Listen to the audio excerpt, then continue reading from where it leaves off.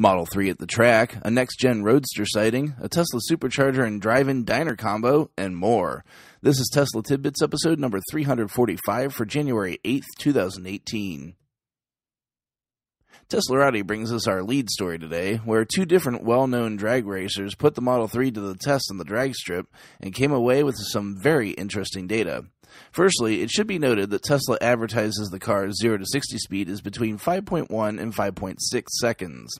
This would ostensibly be the difference between the standard battery and the long battery, as more cells in the pack mean more power that can be delivered at once.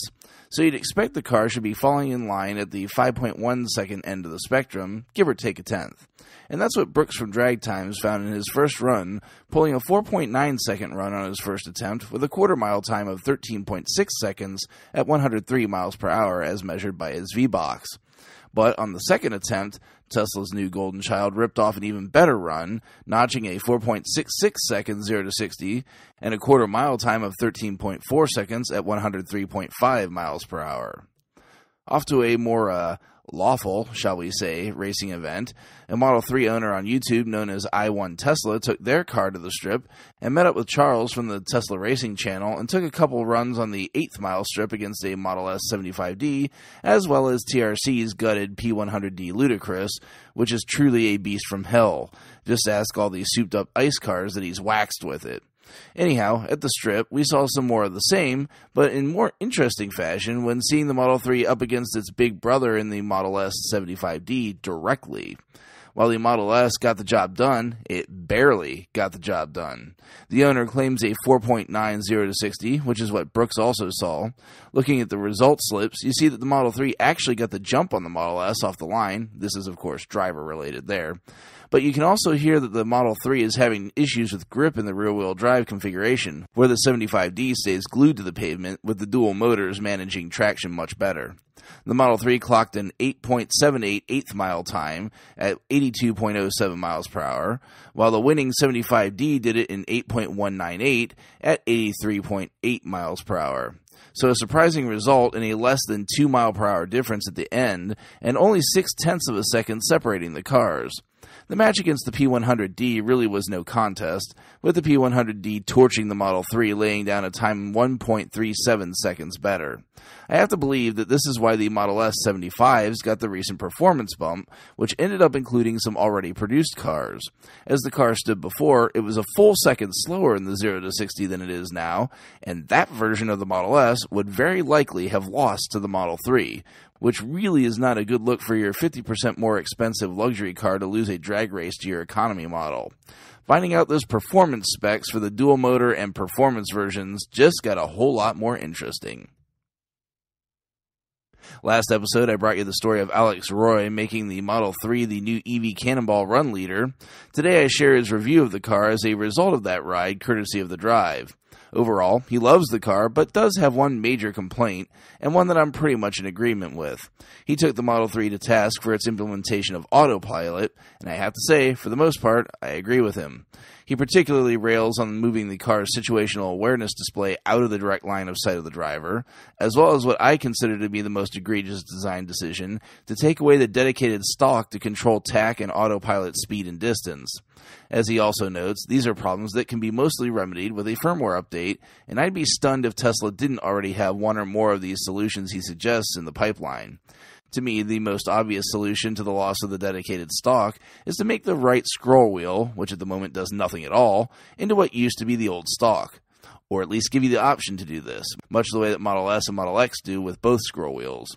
As to his complaints on the car's awareness, he notes that making the first warning for hands-on wheel audible, as well as making a larger visual warning are changes he'd make, which I can't disagree with. As we've seen, despite the car now getting into quote-unquote normal customers' hands, it's still a work in progress on the firmware front, and has been receiving a lot of updates since launch. We'll keep an eye out for those notable improvements as they come. Something that we didn't really expect to see at all, at least not this soon, is the Next Gen Roadster prototype in public. But Electrek shows us that it was indeed out and about. Franz von Holzhausen was taking it for a joyride and even tweeted out a picture of his ride. However, this wasn't the last time it would be seen that day. An Electrek tipster sent tips of what would appear to be the car broken down sort of in the middle of the road. Tesla did contact Electrek saying that the car hadn't broken down and was able to drive off on its own, but the fact remains that the car was ostensibly stuck in the middle of the road. This isn't anything to be terribly concerned about, as it's only a prototype, and prototypes tend to do this, and it's not anywhere near production yet. Regardless of why, it's really cool to see it out and about. Elon found a short minute or two to take to Twitter again, telling us about a feature that an LA area supercharger is about to get. Quote, "Gonna put an old school drive-in, roller skates, and rock restaurant at one of the new Tesla Supercharger locations in LA, end quote. But that wasn't all. In the discussion to follow, it looks like we have some more features to expect as well. In response to whether there'd be popcorn, Musk responded, quote, "Of course, and an outdoor screen that plays a highlight reel of the best scenes in movie history," end quote. Niftiest feature request that I hope they implement was the request to be able to order from the touchscreen. Elon responded saying, quote, "Good idea. We can just have the menu pop up as soon as you put the car into park," end quote. Neat ideas, and a neat thing to do for owners needing a charge. Can't wait to see the completed station. Over to Tesla themselves for a bit, where they've brought the mapping system from the cars to their website. Sort of.